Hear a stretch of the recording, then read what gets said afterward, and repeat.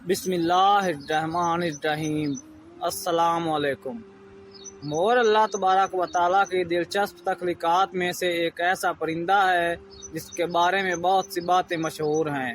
کہتے ہیں کہ رنگ برنگے پنکھوں والے ان موروں کو بارش کے آنے کا پہلے سے ہی معلوم ہو جاتا ہے اور مونسون کے موسم میں ان کی آوازیں گونجنے لگتی ہیں، جس سے یہ نبیذ سناتے ہیں کہ بارش کا موسم قریب ہے۔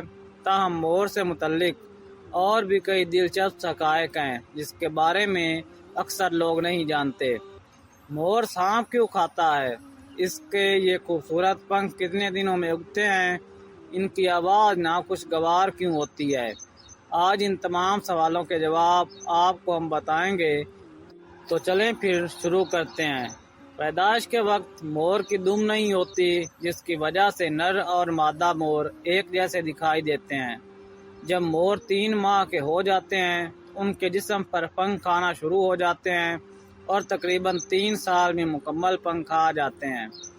میڈیا رپورٹس کے مطابق ہر پرندے کی غذا مختلف ہوتی ہے۔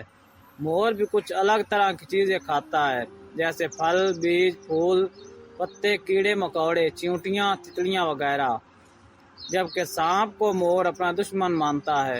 یہی وجہ ہے کہ سانپ چاہے کتنا ہی بڑا ہو، مور اسے قابو کر کے مار ڈالتا ہے اور پھر اسے کھا جاتا ہے۔